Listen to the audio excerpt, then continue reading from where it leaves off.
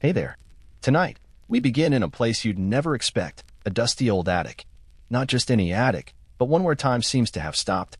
Dust hangs like a fine mist, the floorboards whisper underfoot, and the slanted walls lean in, as if listening to something. No one's opened this door in decades, maybe even longer.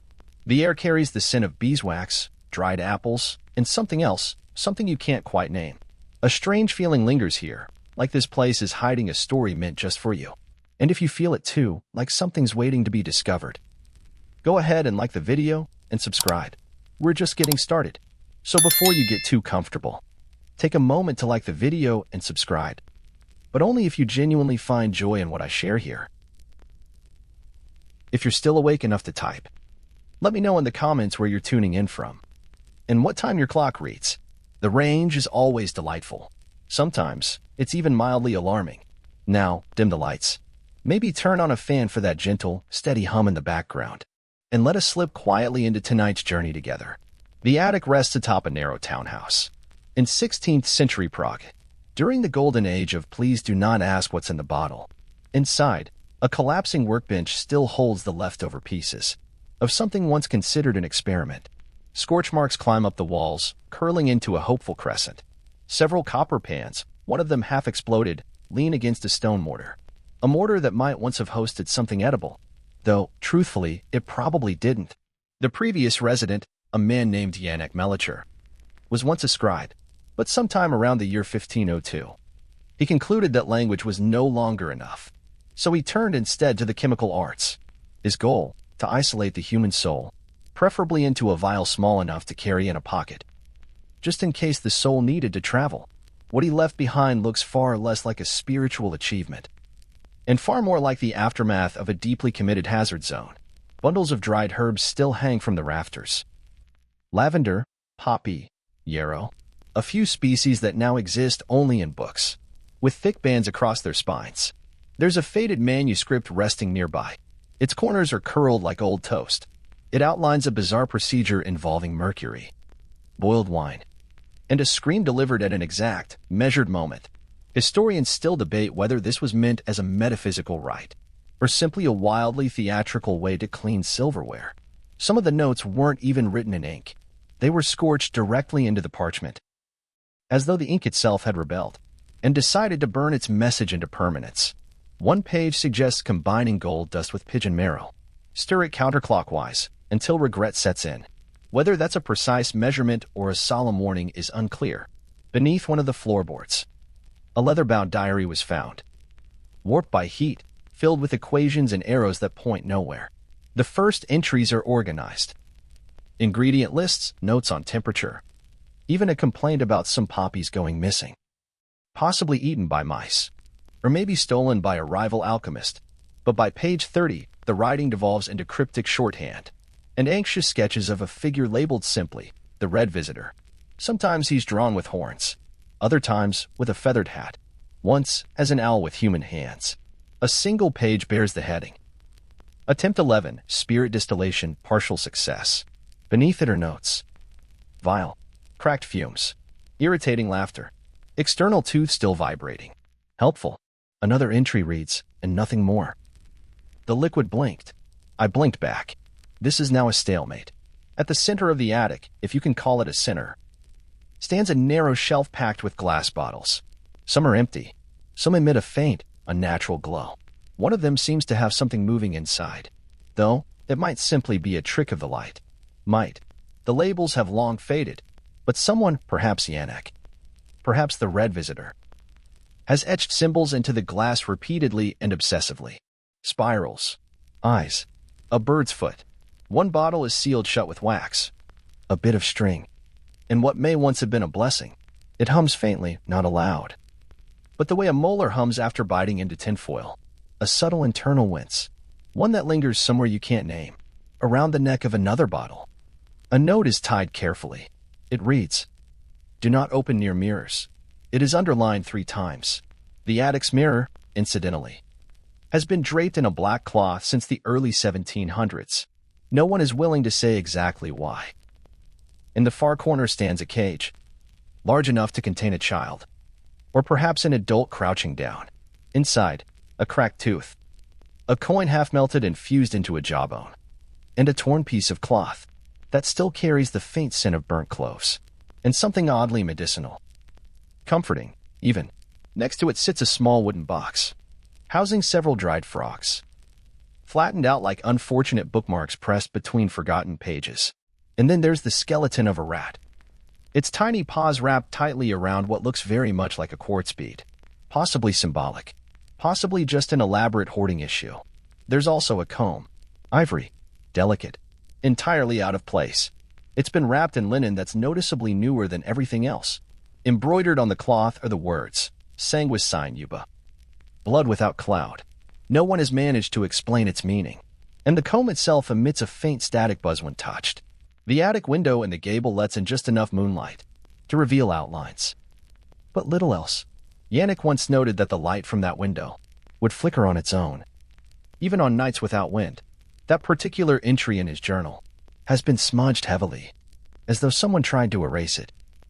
Not with cloth or water, but only with a thumb and a heavy dose of fear. Still, Yannick seemed to believe he'd come close to something. In a final entry, scrawled across a half-burnt scrap of parchment, he wrote, "I have seen it, not in the mirror. In the shadow behind me, it watches when I dream. It fogs the glass. The soul resists," which is either something profoundly metaphysical or a very late-stage symptom of mercury poisoning. Possibly both. A second scrap of parchment had been used, either to blot ink or, perhaps, blood. Though whose blood, no one could say. The note on it reads, "No light after the 12th hour. It learns faster in darkness," which, frankly, is not a sentence you ever want to discover beneath your bed, let alone under your alchemy bench. No bodies were ever found, just a single boot, its heel worn down from pacing. The brazier fire had gone cold. The bottles had all been sealed, and the attic had been locked. From the inside, it was left alone. A few years later, when someone tried to rent the townhouse, they reportedly heard glass clinking in the ceiling beams. They moved out after a single night. Something about the sound of breathing that didn't seem to belong to anything. No follow-up was made. The neighbors, long used to strange noises, had simply stopped commenting. One local boy once climbed the drain pipe on a dare. He came back down pale and silent, with a small cut on the palm of his hand. One he swore just appeared. He didn't speak for 3 days. Then he asked for honey, and never mentioned it again. At the back of the shelf, a drawer. It's warped, but it remains slightly open. Inside, 5 vials. 1 green, 1 gold, 1 red, 1 that's unpleasantly pearlescent, and 1 bone dry. Though it smells like sandalwood and static electricity. Beneath the vials, a note. Name the element you fear most. Then, do not look away. Nothing happens when anyone reads it. Not right away. But some say the drawer never quite closes now, no matter how tightly you press it shut. Some whisper that the gold vial is missing, though no one admits to taking it. Others insist it was never full to begin with. Memory, after all, can be a slippery thing in attics like these. Some believe Yannick vanished into one of the bottles, metaphorically, spiritually, or otherwise. There's no consensus. But once, in the 1720s, a tax collector inspected the house. He claimed the attic smelled of frankincense and burnt hair. He said he found a perfect circle of ash around the workbench, unbroken and still warm to the touch. He never sent an invoice, and he never came back. There's also the crack in the back wall. Hairline, seemingly harmless, except it's warm in winter and cold in summer. Someone once stuck a thermometer into it, and the mercury simply vanished. Not boiled, just gone, evaporated, like it had somewhere else it needed to be. 1 beam still bears the impression of fingerprints, charred directly into the wood grain. 3 fingers too long, slightly curved, not entirely human. The burn doesn't match any known flame pattern.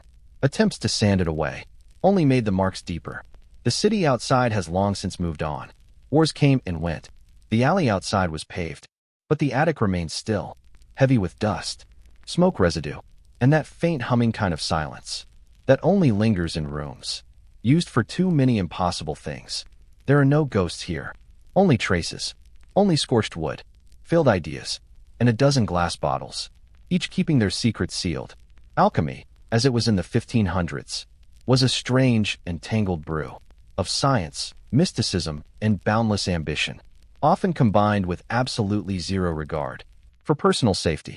The goals were noble, at least in theory, to unlock nature's secrets, purify matter, and maybe, if time allowed, become immortal, or, failing that, at least fantastically rich. In practice, it often involved setting fire to things that should never, ever burn, and inhaling fumes.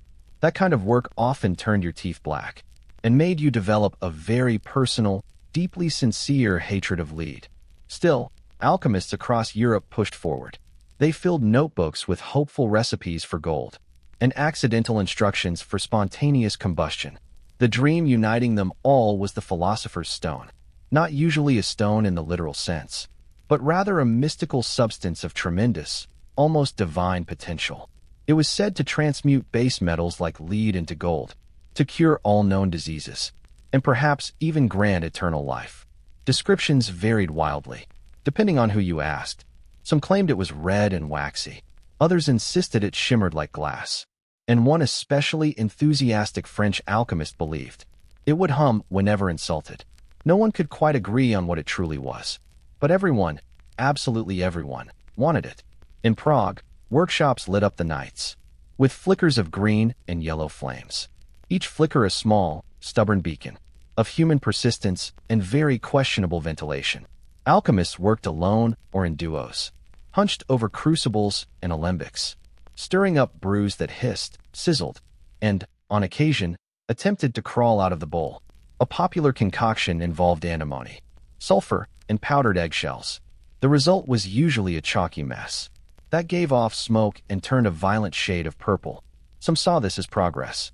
Others labeled it simply failure number 97. Among Prague's most notorious practitioners was Anton Havel, a former bellmaker who believed he could actually hear metals speaking to him. He set up shop in an abandoned stable and swiftly replaced the horses with barrels of brine and moss.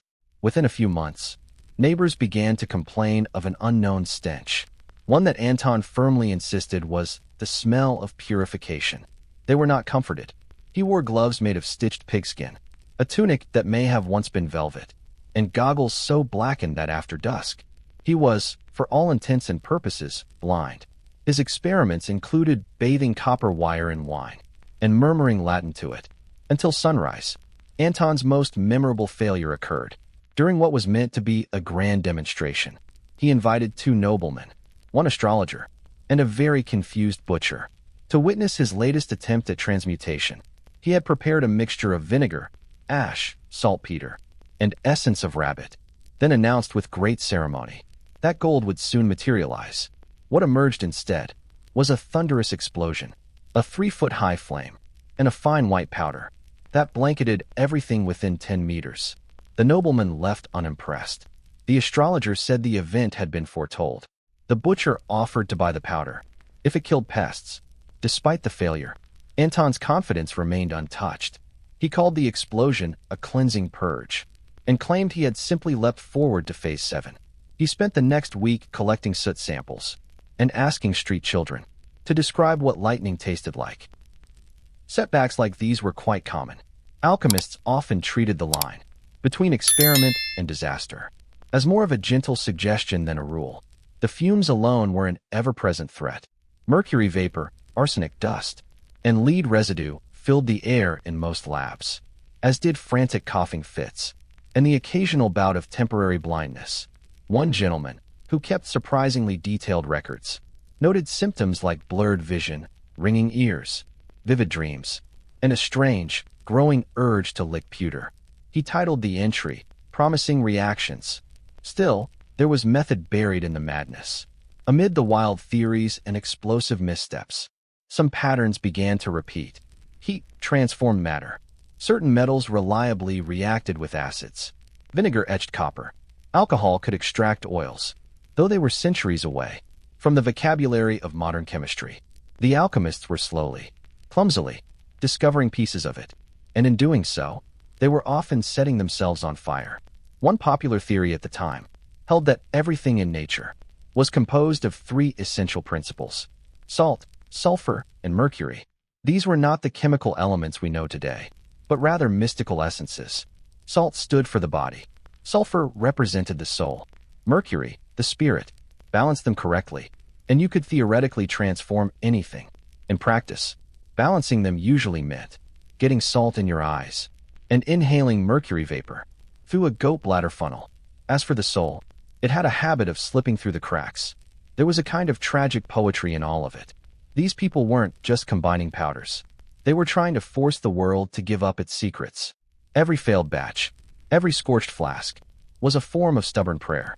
They believed, with unwavering conviction, that matter itself could be elevated, that the base and common could become noble, that, given enough heat and time, even the most worthless substance might be transmuted into gold.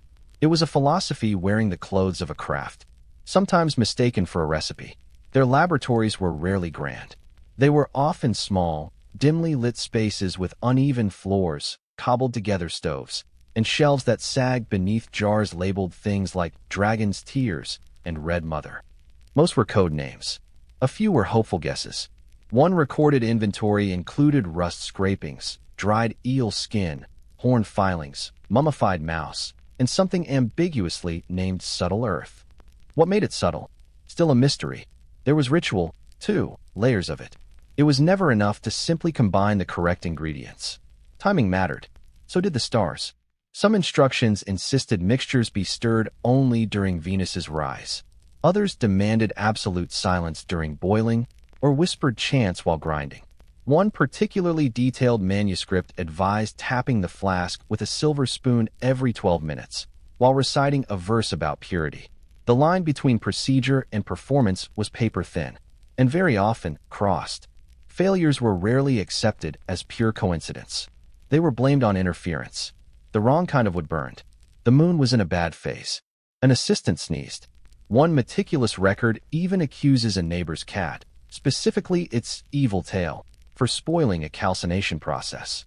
Another journal cites a month-long string of setbacks caused by a chimney that, quote, whistled like a jealous demon. These explanations weren't scientific, but they were consistent. Even the tools had names. Personalities. Alembics were confided in. Crucibles were praised or condemned, depending on how the mix went. Furnaces were named. Myler, the consuming wife. Little Saint Flame. A good furnace was loved, fed, mourned when it cracked. One alchemist reportedly wept openly when his brazier failed mid-conjunction. And always, there was gold. No matter how many mixtures collapsed.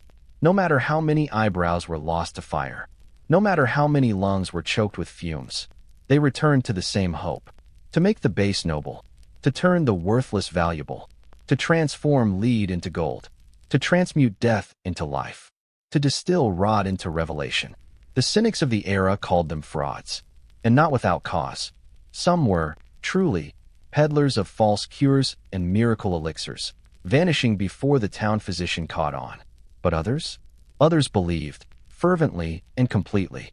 Sometimes it was difficult to tell the difference. Some frauds became believers. Some believers, out of desperation, sold snake oil. Alchemy did not draw clean lines. In the end, most of the gold they made was metaphorical. But their pursuit carried a weight that couldn't be denied. It wasn't just the fire or the fumes. It was the belief that the world was not fixed, that it could be changed, that even through failure, one might inch closer to something untainted, something pure. Back in Prague, Anton Havel finally stopped his experiments in the winter of 1511. He had, by then, turned his teeth green and made his chimney permanently flammable. He spent the next 6 years quietly translating Arabic texts, repeating, often, that the secret had already been found, just not yet understood.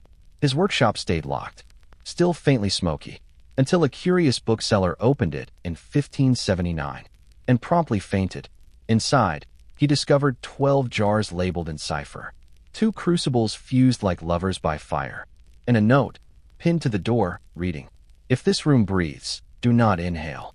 No one ever discovered the contents of the 12th jar. There existed, in the 1500s, a distinct kind of alchemist, one who blurred the line between healer and hazard. They were not the robed scholars buried in libraries, nor the cellar dwellers whispering to their alembics. These were wanderers, hedge brewers, philosophers of the kitchen fire. They believed the soul's truths were hidden in roots, seeds, minerals, and, occasionally, the poisons kept under household sinks. They teetered between town doctor and public menace. Often both.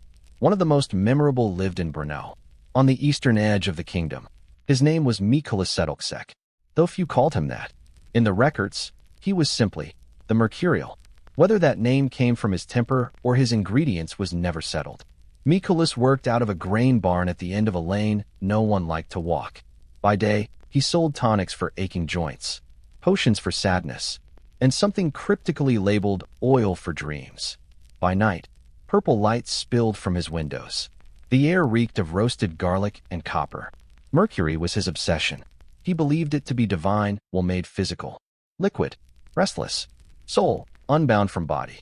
He once told a bishop, "Blood and mercury are more alike than most admit." The bishop never returned.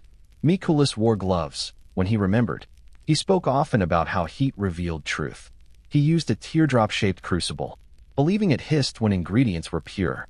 No one else heard it. He didn't care. Mercury wasn't rare in alchemical work, but Mikolas used it constantly, as a base for tinctures, topically for fevers. He even tried to purify it. He strained it through silk, blessed it with chants remixed from psalms. The results were inconsistent. His handwriting grew shakier. His moods too. In his later journals, found long after, beneath a vinegar-soaked floorboard, he described a condition he called soul shimmering. He wrote that with enough divine metal, the soul began to blur, to float.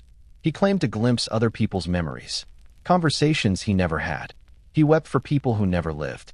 He believed the soul, once saturated, would loosen, would drift. But Mikolas wasn't all theory. He was respected, even admired, as a herbalist. If a dangerous one, he made poultices that healed, teas that eased coughing.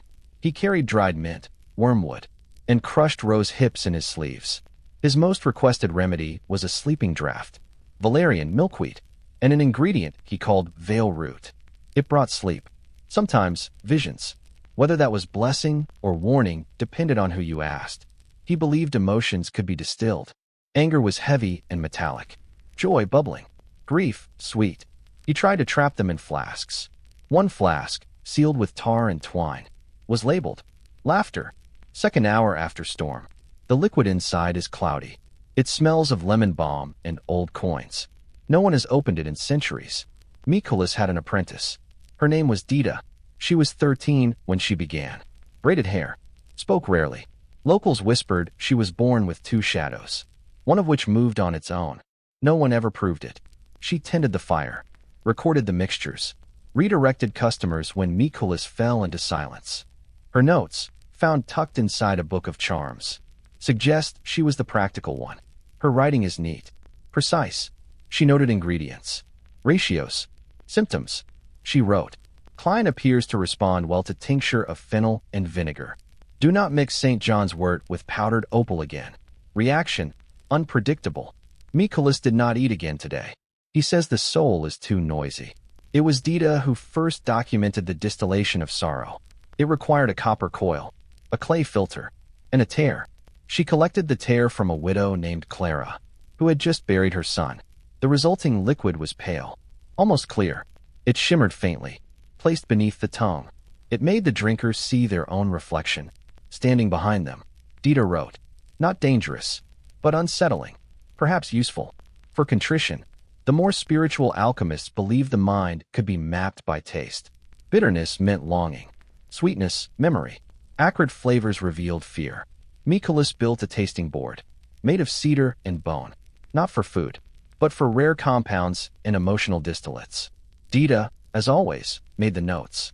He once recoiled from a flask labeled unspoken betrayal, and then, in contrast, laughed for an entire minute after sampling one marked accidental kindness. No matter how strange their ideas became, both master and apprentice recorded everything with meticulous detail. Measurements, timings, colors, scents, and even the emotional temperature of the room after a mixture had settled. Dita used wax seals to catalog each phase. She also started drawing intricate diagrams, circles within circles, spirals that pointed inward. She borrowed symbols from prayer books, modifying them just enough to resemble mandalas, though hers often had more teeth. In their final year together, the records grow sparse. Mikulas became increasingly erratic, obsessed with capturing something he called the last echo. He stopped selling his concoctions, stopped answering knocks at the door. Neighbors noted smoke that changed color throughout the day, blue at dawn, green by dusk, and violet as midnight approached. Animals in nearby barns refused to go near the path leading to his home. When someone finally entered the barn, years later, they found it collapsed inward.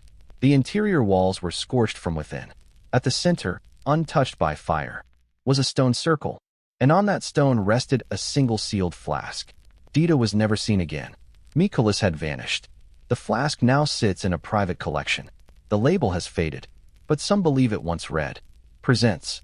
Not all alchemists were so poetic or tragic, but many shared the belief that thoughts, emotions, and even souls could be influenced, shaped by pressure and heat, that with either careful precision or reckless abandon, anything might be drawn out.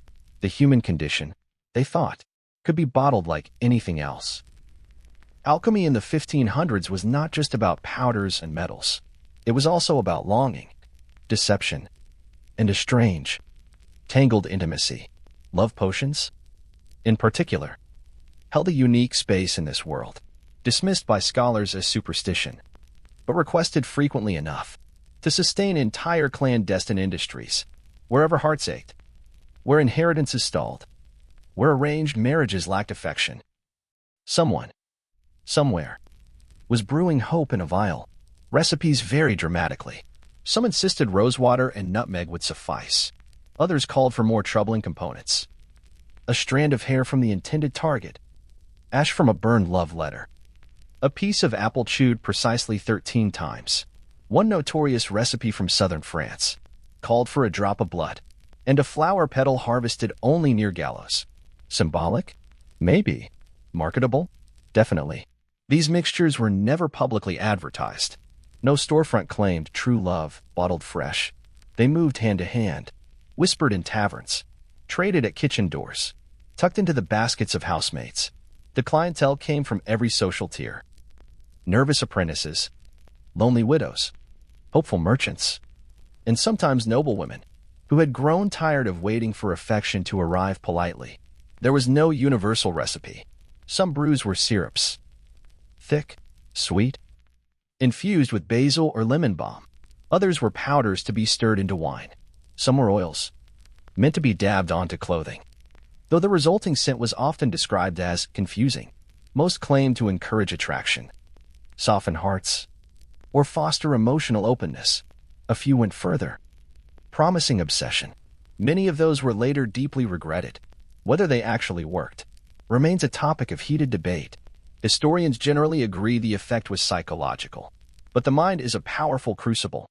If someone believed they had swallowed affection, they often acted with more tenderness, more honesty, and if the desired partner was already halfway willing, the rest was just a nudge. The true danger lay in dosage and expectations. A pinch of vervain in wine might calm nerves. A spoonful of belladonna mixed with honey could kill. There was a very fine line between enchantment and poisoning, and not every brewer respected it. In the city of Almec, an alchemist was driven from his lodgings after 3 clients complained that their lovers grew distant, silent, and unresponsive to stimuli. He claimed it was all a misunderstanding. The demand for these potions surged during betrothals, festivals, and war. When young men went to fight, their sweethearts often sought ways to lock in affection before departure. Rings were exchanged, yes, but so were small vials. Sometimes the soldier never drank the contents. Sometimes he did, in return speaking of intense dreams, and an odd aversion to rosemary. One letter from the Austrian frontier read, "Tell Aliska I remember her face, though it changes colors in my sleep. Also, I cannot stop smelling oranges." Not all love potions were designed to begin love. Some were crafted to end it. The so-called soft severings. They dulled feeling, encouraged distance. Valerian root, lemon peel, ash, violet water. Not harmful, just numbing. One woman in Prague journaled about dosing her husband every Sunday. Eventually, he fell in love with silence. He moved to the countryside, claiming divine inspiration, and a sudden fascination with bees. For those who couldn't afford potions, charm papers were the budget option. Small slips of parchment, covered in symbols, folded 7 times, sewn into hems and pockets. Some included biblical verses, written backwards. Others used astrological sigils. A common charm instructed the wearer to touch it whenever their love passed nearby. In theory, it created a spiritual link. In practice, it caused fidgeting and awkward stares. The church frowned on it all. Officially, love was meant to be pure, sanctioned, and preferably chaste, but enforcement was inconsistent. In affluent parishes, priests focused on property disputes and tithes. In rural areas, love magic was so embedded in courtship that condemning it would have canceled most village festivals. In many places, it was simply tolerated, so long as no one died and the family pig came home. One detailed story comes from a baker's apprentice named Merrick. He fell hopelessly in love with the cooper's daughter after ignored gifts and one failed poem about barrels and destiny. He visited an old woman known only as Old Tana. She lived in a lime-washed hut by the river. Locals said she talked to mushrooms. For 2 coins and a promise to never bring Lorman, she gave Merrick a tiny corked bottle and a warning: use only when she smiles. According to notes scrawled in the margins of Marek's flower ledger, he added drops of the potion to a plum tart and delivered it. The girl accepted it, smiled politely, then shared half with her grandmother. The girl took a long nap and dreamed of geese. The grandmother, upon waking, announced she would remarry, and within the year, she did. Merrick, in time, became a respected miller, but never quite figured out where things had gone wrong. There were instances where both parties knowingly consumed such potions together. In those moments, the act was more ceremonial than chemical. A mutual agreement to open a door between them, aided by cinnamon and clove.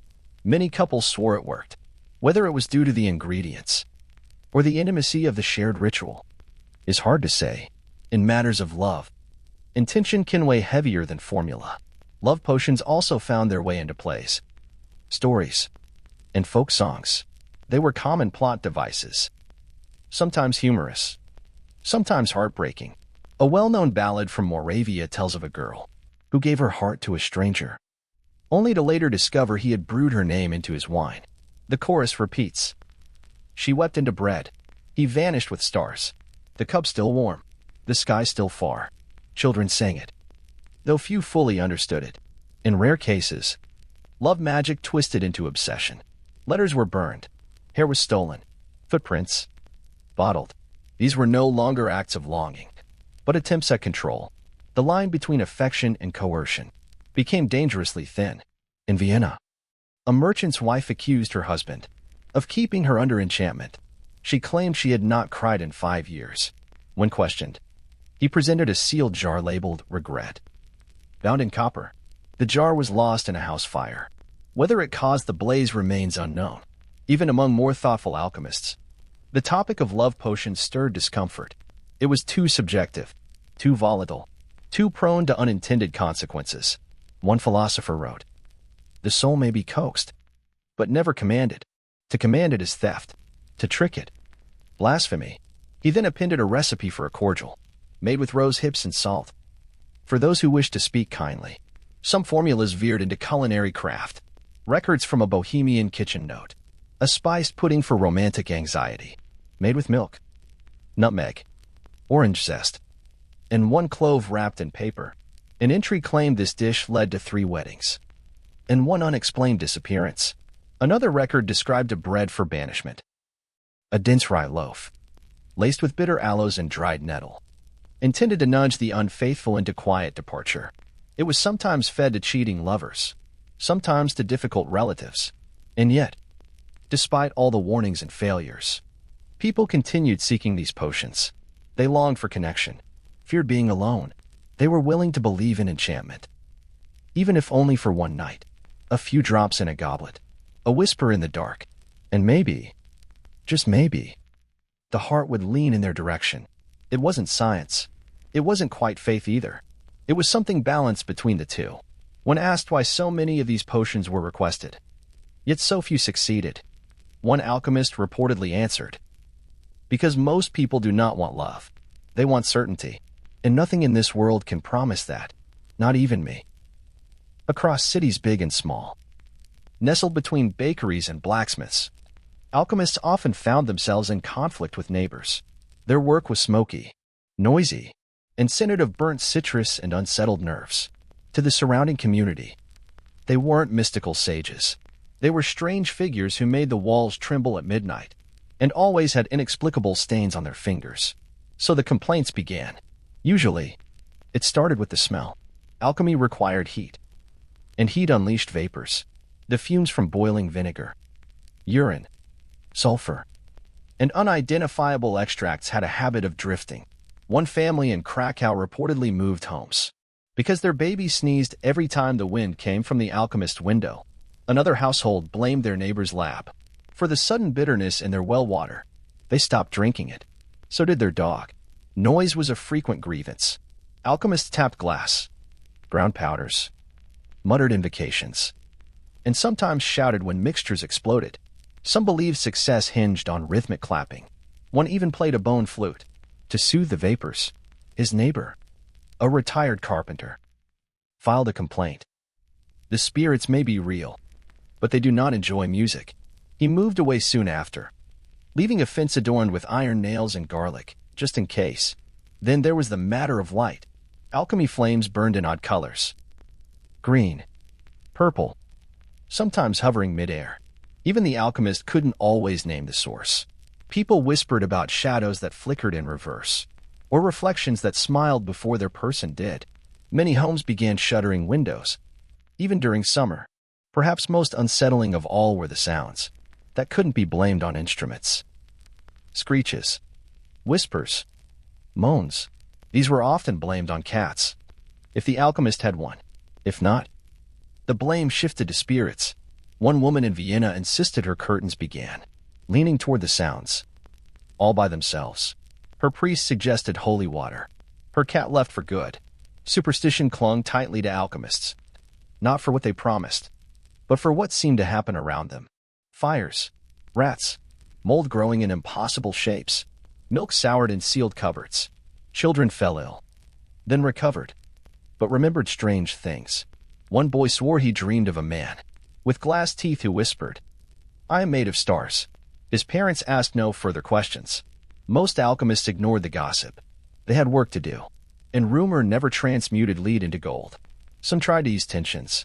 They offered charms for healthier crops, mixtures for deeper sleep, or salves for aching joints. Sometimes these gifts helped. More often, they were accepted with forced smiles and quietly buried in the garden. No one wanted to offend the one person in town who kept bottles labeled distilled shadow and powder of whisper. In cities where fear grew stronger than curiosity, authorities began stepping in. Officials did not understand alchemy, but they understood the unrest of angry citizens. Ordinances were passed. Permits became mandatory. Some cities prohibited experiments after sunset. Others limited how many furnaces a household could possess. A few required alchemists to display warning signs outside their workshops. One such sign read, "Do not knock unless you wish to change." It was stolen within a week. In Prague, a city steeped in magical heritage, the tension between alchemists and neighbors reached a breaking point in 1554. That year, a man named Willem Prochaska accidentally flooded his street with green foam that hissed at the touch. He had been trying to separate joy from envy using egg whites and vinegar.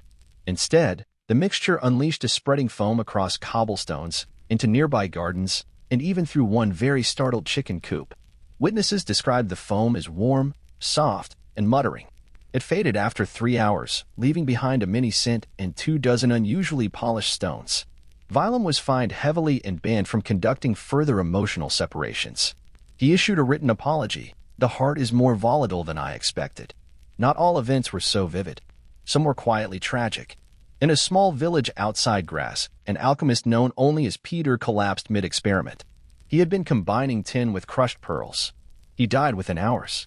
Neighbors, who had previously demanded his eviction, claimed they had seen blue fire rising from his chimney that morning. They now said it was a divine protest. The town labeled the house cursed and refused to rent it for many years. Eventually, it became a bakery, but some whispered that the bread always carried a trace of lavender and regret. Such tensions reshaped the practice of alchemy. Many practitioners moved their labs underground. Basements, cellars, even abandoned wells were transformed into covert labs. Some alchemists traveled, operating from carts and using false identities. One man wore a priest's robe and dispensed elixirs from a hollow crucifix. He was arrested twice, yet his customers remained fiercely loyal. Despite disapproval, the demand never faded. People still craved cures, fortunes, charms. They just wanted them discreetly. Alchemists adapted. Tinctures were disguised as cooking oils. Powders masqueraded as flour. Beakers were hidden in bread tins. Books were bound to look like hymnals. One especially cautious woman in Brno stored her journals in hollow loaves, which she delivered weekly to her aunt. The aunt never questioned their weight. Neighbors developed their own responses. Some avoided eye contact altogether. Others paid small bribes in hopes of being ignored. A few chose the opposite, befriending these strange figures. Such friendships were marked by strange gifts, dried herbs, water that never spoiled, candles that burned without smoke. Children were often more curious than fearful. They watched from behind barrels, climbed trees to peer into windows, and occasionally stole things. One girl in Bratislava reportedly amassed over 200 tiny corks, organized by scent. Another claimed her pockets held dream crumbs and refused to explain. A boy near Timișoara carried a locket that never opened. It was given by a traveling alchemist who told him, "It is already full." Over time, these uneasy dynamics became part of daily life. The baker grumbled about smoke but accepted tinctures for his wife's sakes. The seamstress gossiped, yet bought powders for brighter linen. The town crier shouted about strange smells, yet sometimes stayed late to ask questions. Alchemists, for all their flames and mystery, became threads in the neighborhood's tapestry, strange, but woven in nonetheless. Alchemists were not oblivious to their reputations. Some embraced the mythos, wearing cloaks, speaking in riddles, fostering their mystique. Others tried to blend in but stumbled when asked mundane questions, like what do you do for a living or why is the air around your house always damp? Most settled into a tense acceptance, tolerated, feared, and needed all at once. Eventually, the rise of scientific revolution would push alchemy to the fringes. But in the 1500s, it still flourished in its peculiar, smoky form. Half miracle, half menace. And wherever an attic burned late into the night, some neighbor nearby would roll over, muttering into their pillow, wondering if their soup might taste strange again. Not every alchemist worked alone. Some operated from within the grand estates of the noble class. They were funded with gold, protected by stone walls, and burdened by lofty expectations. These weren't obscure eccentrics. They were celebrated ones, invited by the powerful to push the edges of matter, spirit, and sometimes even sanity. It was in these places that the strangest experiments often unfolded. Shielded from public scrutiny by thick stone walls and even thicker reputations. One such nobleman was Lord Karol Radomir, a Bohemian aristocrat whose estate sprawled wide enough to be mistaken for a province. He fancied himself a visionary. His library held more books on astrology than agriculture. He spent long evenings discussing the nature of beauty with painters and the location of the soul with physicians. When he heard that an alchemist named Florian had arrived in Prague, he sent for him immediately. Florian was a reserved man, educated in Padua, fluent in Latin, and spoke only when prompted. His robes were plain, but his eyes carried a depth described only in metaphors. Wells, obsidian, still water hiding secrets. Upon arrival, Florian was not taken to a guest room, but instead led to a locked cellar beneath the stables. There, the Lord had prepared a laboratory, stone-walled, fireproofed, and fitted with the finest tools sourced from across Europe. The furnace had its own chimney. Shelves bowed beneath the weight of exotic ingredients. A goat chewed absently in the corner, tethered but restless. Lord Radomir had but one request, to create something wholly new. Not gold, not immortality, but something never before seen. A substance, a being, a force outside the natural world. Florian agreed without hesitation. For the next 2 years, he was rarely seen. He emerged only to request unusual items. Ink made from octopus blood, Alexandrian glass, a lynx's preserved eye, for kilograms of bone meal, and a jar of rain collected on Midsummer's Eve. Radomir provided all of it. The staff nicknamed the cellar the lower court and refused to go near it at night. Humming could be heard through the floorboards. Sometimes, chanting. Once, Laughter that did not sound like it came from only one throat. No one questioned Florian. Radimir's satisfaction was enough. Visitors were told the sounds came from pipes or the goat. Most accepted this. One did not and returned to Vienna early, blaming his digestion. Then, one morning, the goat was simply gone. No sounds of struggle. The tether lay neatly coiled. The cellar remained locked from the inside. When asked, Florian only said, "The cycle has completed." No one asked again. That winter came early and cold. Rooms that had always held heat grew chilled. The manor's dogs refused to go near the cellar. Dinner guests noted the fire no longer felt warm, even up close. A noblewoman said her wine tasted like memory. Another swore the mirrors in her room reflected her smile before she made it. Radimir, thrilled, claimed this as evidence that the boundaries between worlds were thinning. Florian pressed on. He stopped sleeping. His beard grew patchy. His fingertips blackened. The cellar vibrated faintly at first, like a cat's purr, then stronger. The humming grew louder. A new scent emerged, burnt feathers and damp stone. Late one night, Radimir went down to the cellar alone. He returned hours later, pale and silent. At dinner, he refused food. When asked what he saw, he said, "I have witnessed novelty. Nothing more." Florian stopped requesting ingredients. The cellar door stayed closed. The humming faded. The snow melted outside the manor, even as clouds loomed and lingered. A thin mist enveloped the estate for 9 days. Wind didn't move it. Sunlight didn't touch it. Birds avoided the roof. Children whispered that the chimney blinked. Eventually, the cellar was found open. Inside, the shelves stood empty. The furnace cold. The jars cleaned, bone dry. Florian was gone. On the floor rested a single object. A cube the size of a loaf of bread, flawlessly smooth. Its surface shimmered in hues that defied naming. To the touch, it felt both dry and damp. Tapping it yielded no sound. Beside it lay a note in Florian's careful script. "This is the shape of absence. I hope it satisfies." Radimir had the cellar sealed. He dismissed half his staff, refused all visitors.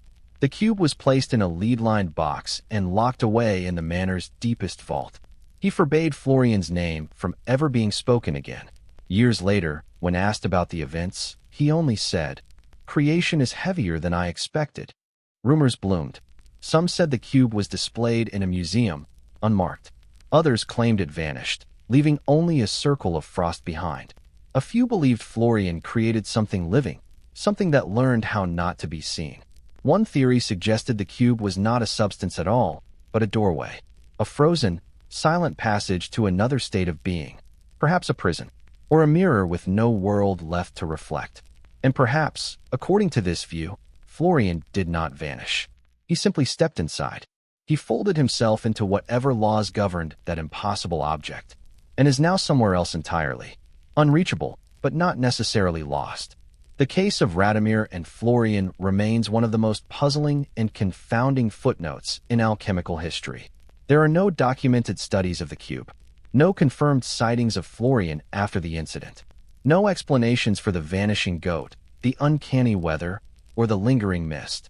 Historians still debate whether the entire tale was exaggerated or if something truly extraordinary was created in that cellar, something that defied the conventional logic of substance and flame. In a field already brimming with strange claims, this one stands distinctly apart. It is not a story of transmutation, nor of miraculous elixirs or dreams of extended life. It is not even, in the traditional sense, about power. It is about novelty, the terrifying and thrilling possibility that the world can still be surprised, that something unprecedented might emerge, not from the chaos of nature, but from the precision of human obsession, from a mind trapped within a chamber of endless materials and given far too much permission. The manor itself still stands, though it is rarely visited. Local maps often leave it out. The nearest village refers to it in whispers as simply the house. Some believe the cube remains hidden in its vaults. Others argue it never existed at all.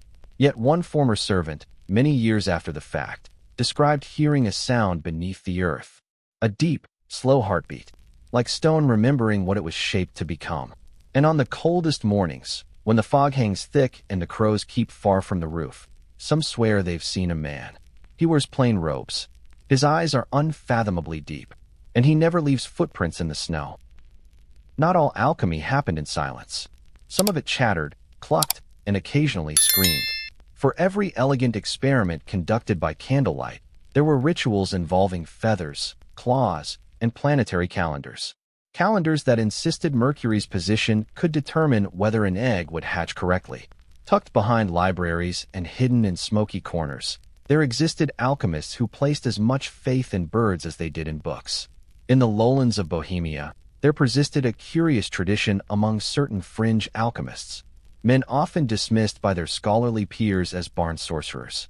They believed chickens were conduits for cosmic energy, not because chickens were sacred or enigmatic, but precisely because they were abundant, emotionally simple, highly reactive to specific vapors.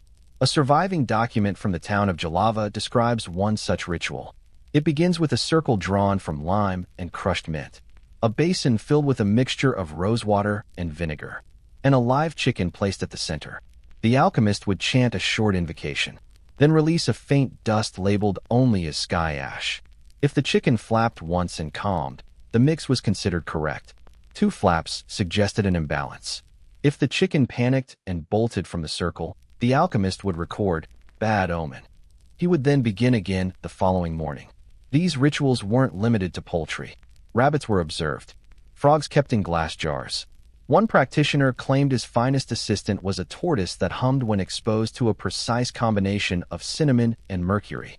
Another trained pigeons to turn their heads towards significant constellations.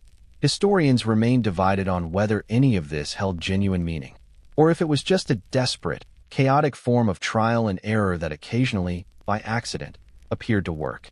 One elaborate belief involved star incubation. Eggs were marked with astrological runes, whispered to each morning by name. They were stored in heated boxes lined with lavender and basil. If a chick hatched, it was evaluated for symbolic traits, unusual feathers, unique markings, or behavior that deviated from the expected. If it chirped in minor keys, all the better. Promising hatchlings were sometimes elevated to ritual partners. Those that did not impress were returned to the barn and lived ordinary, non-celestial lives. The core belief was that animals, unlike people, were naturally aligned with cosmic forces, unclouded by thought, unburdened by ego. They could feel the rhythm of the stars, the whisper of the soul, and the strange truths that governed transformation. And so, some alchemists embarked on breeding projects. One man in Chopron bred 247 mice across 6 years. He tested their reactions to burning sage, to incense, to oils. He claimed sorrow had a scent, and that only mice of the 3rd generation could detect it. To outsiders, it sounds absurd. To practitioners, it was serious science.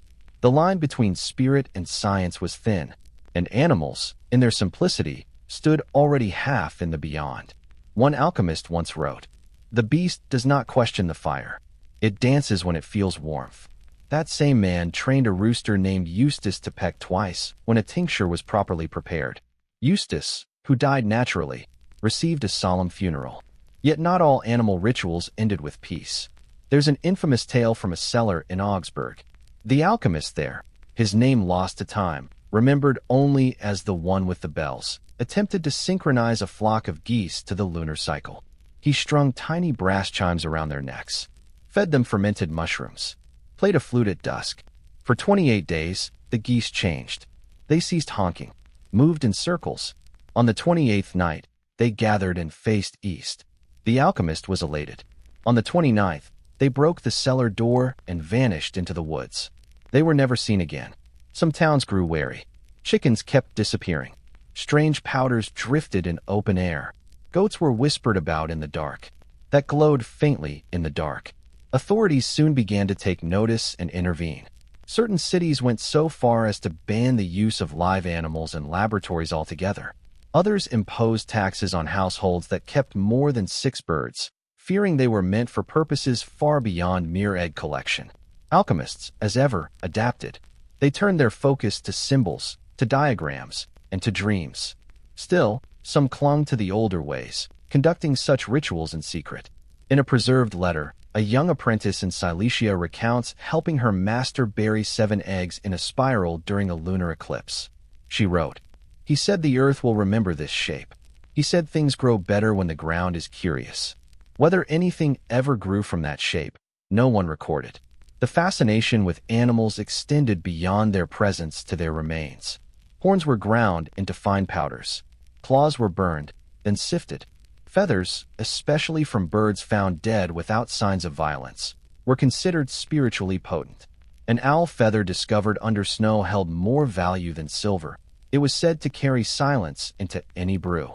One elusive formula even called for a feather that has never known light. Interpretations varied. Some raised chicks entirely in darkness. Others simply scavenged barns at night. These components were not always included in mixtures. Sometimes they were placed beside the cauldron, believed to influence outcomes by mere proximity. A fox tooth on the table might sharpen the concoction. A crow's eye in a sealed jar might bestow it with memory. Explanations were rarely given. When pressed, most alchemists offered cryptic replies like, "The materials speak to one another." Literal or not, some brews did seem to react differently when the correct feather was nearby. Among the more careful alchemists, a new practice arose: apology. Before involving an animal in risky experiments, a small ritual was performed. A circle was drawn, bread and salt were laid down, and a phrase was recited. "I ask with hands that tremble. I learn with breath not my own." This wasn't widespread, but where it was performed, reports of mishap reportedly declined, or at least became more gentle in nature. Diving deeper into records reveals a surprising tenderness. Some alchemists didn't see animals as mere tools, but as collaborators. Notations mention roosters that refused to crow before sunrise following certain experiments. A frog, cared for by one practitioner, blinked just once every 20 hours and was said to measure stillness. A cat, owned by an old Moravian herbalist, would only sleep beside the furnace when the potion inside neared completion. These weren't written off as quirks. They were documented like data points. Indicators, not anomalies. Some stories, though, drifted beyond logic. One tale from southern Poland tells of an alchemist who created a ring of ash that no animal would cross. Birds flew around it. Insects circled but never entered. Dogs grew silent when placed inside it. The alchemist himself vanished shortly after. From the Baltic coast comes another rumor. A woman who helped boil feathers during a ritual later bore a son who never blinked. He became a musician whose songs made adults cry and windows tremble. Are these tales allegories? Fables? Misread records of strange truths? No one can say with certainty. What is certain is the nature of these relationships. Complex, respectful, exploratory. Sometimes exploitative, but often unexpectedly gentle. Animals were not seen as lesser beings. They were emissaries, straddling the boundary between instinct and whatever invisible forces sway just out of reach. Somewhere amid all this noise, actual insight may have taken root. Patterns, interactions, reactions that varied based on something beyond just time or temperature. The variables were elusive, but the goal was not control. It was understanding. Alchemists were looking for messages, something encoded within the chaos. A bird twitching the moment a mixture turned blue. A frog going still just as the last fume cleared. To them, it wasn't superstition. It was conversation. Misinterpreted, yes, but earnest. In a field already dominated by smoke, unstable glass, and unspoken rules, these rituals weren't the most dangerous. They were, however, among the most curious, because they involved life, not inert matter, because they asked living beings to join in mysteries that no one completely understood. And sometimes, something looked back. Perhaps it was inevitable. Alchemy, with all its promises of gold, eternal youth, and transmutation, eventually caught the attention of bureaucracy. By the mid-1500s, kings, dukes, and anxious clerks took more than casual interest. Promises of metals turned precious, of illnesses undone, and of the natural order bent just slightly. These things were far too tempting to leave unchecked. Thus began alchemy's slow drift into regulation. In Prague, the royal court stepped in wearing velvet gloves and clutching quills sharp with suspicion. They founded the Bureau of Transmutational Affairs, a modest office with high ceilings, imposing desks, and an ever-thick atmosphere of wary civility. Any alchemist hoping to legally operate within the city had to register. They listed specializations, filed samples, and, in some cases, swore not to set anything on fire without prior notice. The records from that time are revealing. Applications included thorough ingredient lists, clear objectives, and sometimes thinly veiled bribes masked as offerings of rare salts. One hopeful wrote that his work focused on extracting vibrational heat from stones weighed down by disappointment. Another simply scribbled, "I seek nothing but understanding, and if gold should appear." Officials granted most alchemists provisional status, but only after inspection. These inspections, in practice, were closer to performances. Officials would arrive unannounced, often accompanied by scribes. Once, a violinist joined them, reportedly to improve morale. These inspectors weren't trained in chemistry. They couldn't decipher the diagrams, but they knew the signs of chaos when they saw them. A scorched ceiling, cracked windows, air heavy with the scent of boiled honey and latent panic. They took notes. Meticulously, alchemists responded in various ways. Some cleaned obsessively before each expected visit. Others installed hidden compartments. A few embraced the absurd, claiming their experiments demanded mirrors facing east, dried orchids, or absolute silence every Thursday for exactly 3 hours. Most of these claims went unchallenged. The officials, burdened with paperwork and short on curiosity, rarely pressed. In some cities, alchemy gained formal recognition as a trade. Guilds were established, apprentices registered, dues collected. Training programs emerged with modules like basic flame control, ingredient etiquette, and when not to taste the mixture. One handbook advised, if your substance sings, do not harmonize. Step away. Take notes. Possibly pray. Taxes soon followed. Profitable alchemists were expected to contribute a share to the crown. This led to a peculiar shift. Suddenly, those who once proclaimed divine skill began downplaying their results as humble, erratic, or purely theoretical. One alchemist wrote, "The process works in principle, but, regrettably, not in practice, except on Thursdays, and only when unobserved." With legal recognition came restrictions. Mercury could only be bought in limited quantities. Nightshade required a license. Human hair wasn't banned, but raised eyebrows. Ashes from sacred texts were explicitly discouraged. Some persisted with forbidden components, but did so in silence and with extreme caution. Punishments varied. Fines were common. Confiscation of tools, routine. In rare cases, licenses were revoked. One infamous incident involved an alchemist in Linz, who created a powder that, when inhaled, caused animals nearby to dance. The result? A brief, bewildering parade of livestock through the town square. He was placed under house arrest and banned from owning bells. Still, many alchemists welcomed the structure. It gave them legitimacy. It distinguished them from street performers, selling colored water and shouting about fire in the market square.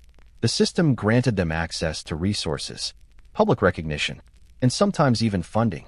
Court-appointed alchemists received stipends, lodging, and, on occasion, literate assistance, a rare luxury. With status came expectation.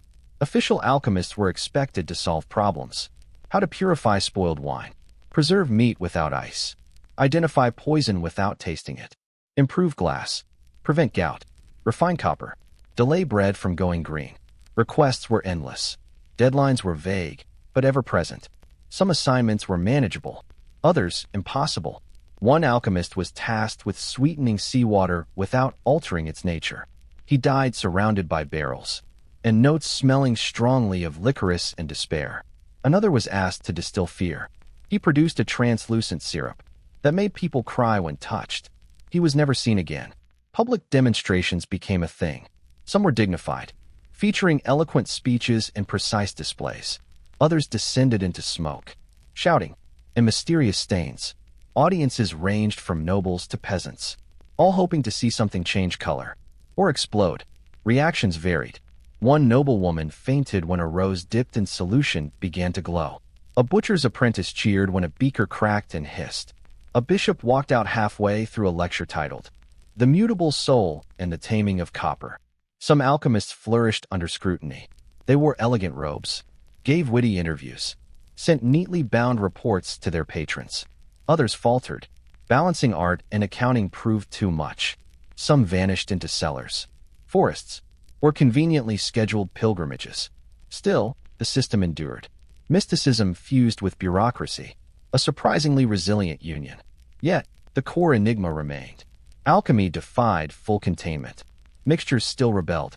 Symbols appeared without prompting. Recipes changed between identical readings. One scribe noted, "I copied the same instructions 5 times. Got 5 entirely different results. The ink varied. The paper felt strange. The outcomes were unreadable." He blamed the moon. Efforts to standardize were made. Terminologies were listed. Definitions proposed. Diagrams distributed. But symbols remained elusive, slippery, and forever just out of reach. What one man called the salt of harmony, another referred to as the ash of longing. A spiral drawn clockwise was believed to purify. Drawn in reverse, it was said to summon confusion. Some insisted on classifying everything by numbers. Others championed color-based systems.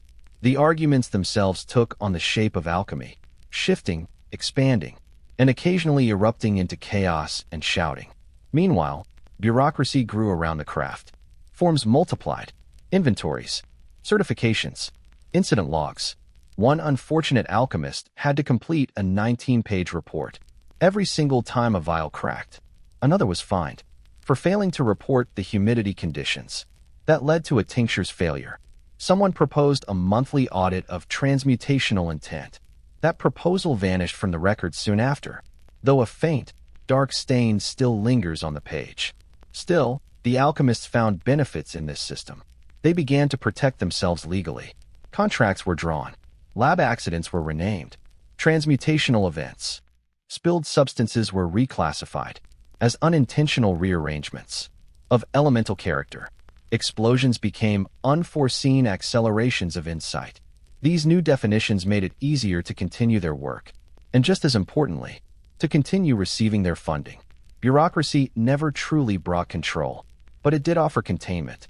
It drew a symbolic fence around the unknown, and posted a sign that read, "Proceed, but report back." Through ink, wax seals, and ledgers, it tried to render the unknowable knowable, and while it only partially succeeded, that partial success was enough to keep the work alive. In the end, alchemy and paperwork formed an uneasy partnership.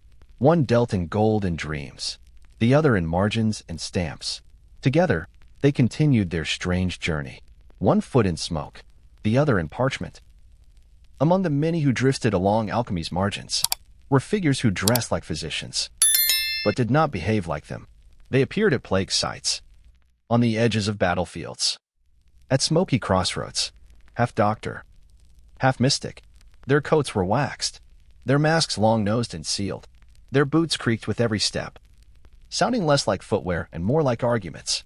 But often, the most unusual figure wasn't the one in the mask. It was the quiet companion walking beside him. He was never named. In the records, he was only called the curious friend.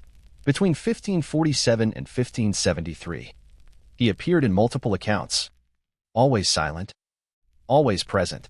Wherever disease took hold, he carried a satchel filled with tightly wrapped bundles, powders, and vials. Unlike the plague doctors, he wore no mask, no cane, only dark clothing, a broad hat, and gloves that never seemed to gather dust. Wherever the doctor went, the friend followed. He never took notes, but he was always watching. He would crouch by the bodies, not in grief, nor in fear, but with the attentive curiosity of study. He reached into mouths, scraped fingernails, plucked eyelashes, always with gloves. Those who noticed him assumed he was a servant, or perhaps a gravedigger. But the physicians remembered. They mentioned him in letters, calling him too quiet to trust, too focused to ignore. His fascination wasn't with the living, but with the in-between. That narrow threshold between life and what comes next. Not the soul, not the disease, but the material moment of transition. He collected samples: skin, hair, saliva, scraps of cloth pressed against fading breath. More than once, he was seen placing a tiny glass bead under the tongue of the newly dead. The reason remains a mystery. He rarely spoke, but when he did, his words were clear and deliberate. What dissolves teaches more than what remains. He once told a physician in Leipzig. Another remembered him murmuring, "Flesh sings, but only while failing." These were not the insights of a healer, but the notations of someone, observing decay, as though it were a language waiting to be read. To this day, historians cannot agree. Was he an alchemist, an early chemist, or simply a strange, determined man with access no one questioned? He never applied for guild membership. He never published, never signed any document. And yet, his presence lingers in no fewer than 9 plague diaries, described the same way in each. Pale, focused, collecting what others would not touch. In the notes of Dr. Johann Brueck of Salzburg, there exists a list titled, Items Acquired from Friend. It includes a jar of powdered glass, 2 flattened frogs, threaded with a single knot, several unlabeled teeth, and a vial marked only. Dawn, 4th day, at the bottom of the list. Written faintly. He smiled when I asked nothing. What he did with these materials remains unknown. No lab has ever been found. No successor has been named. No formulas traced back to him. Some believe he pursued a theory of bodily transience, that matter does not change solely by force, but by gradually forgetting its shape. Others say he sought to capture a moment that only exists, right at the brink of death, a residue of intent, or perhaps the last pattern of resistance before surrender. Some alchemists built entire careers, not from success, but from failure. They stood in public squares, mixing the improbable, narrating each misstep with theatrical precision. Crowds gathered not to witness triumph, but to glimpse the outer edges of possibility. In Olamake, one such performer lit mixtures that shifted color as they boiled, ending in bursts of steam and a smell once described as pine, regret, and wedding cake. He wore silver gloves. He never explained a thing. This celebration of failure baffled outsiders. Scholars dismissed it as unscientific. Priests deemed it wasteful. Merchants scoffed at the business model. But to alchemists, it was dialogue. They asked questions with fire, and listened to answers whispered back, in melted wax and vapor. When things went wrong, spectacularly wrong, it meant the world had replied, and that, they believed, was worth everything. There was a ritual in certain guilds, known as the burning shelf. Once a year, practitioners would gather to burn their most stubborn failures. The ashes were stored in glass urns, labeled only with the phrase, in case we were wrong. These urns were passed to apprentices as sacred reminders. Every failure had once been a dream worth the risk. Apprentices learned through collapse. They were assigned tasks designed to fail, not as punishment, but as calibration. One common exercise involved extracting oil from stone fruit, using only cold tools and silence. Another required them to brew a potion, capable of unspoiling spoiled milk. No one succeeded. That was never the point. The lesson was to observe, to understand what occurred. When reality refused to yield, some went further. They created scoring systems to evaluate their failures. A fizz earned 1 point. A silent curdle, 3. If the mixture changed color and refused to revert, that was 5. Accidental transparency, 7. If it emitted a scent like an emotion, 10. If it hummed without boiling. The experiment was immediately sealed, blessed, and hidden away. Not all rules were fixed, but wonder was constant. Failure became a kind of self-portrait. Mistakes revealed the maker. Some alchemists favored fire. Their mixtures always scorched. Others overcomplicated. One was known for adding an unnecessary drop before each test. That drop, he said, is where I live. Not all failures were benign. Some mixtures stained walls for decades. One blend, meant to calm, bent wooden beams toward the floor. Another reversed gravity, for small objects, only to slam them back with force. These were not admired. They were feared. But even then, some part of the alchemist took notes and whispered, "Interesting." This culture of failure bred its own language. Phrases like, "It almost held," or "It remembered the shape," appeared frequently in journals. Some wrote, "The mixture sighed. The light hesitated." These were not metaphors. They were sincere attempts to describe phenomena that resisted quantification. The world, when pressured, sometimes replied in poetry. Perhaps the most haunting example is that of Helena Thorne, an alchemist in Utrecht. For 20 years, she tried to distill quiet.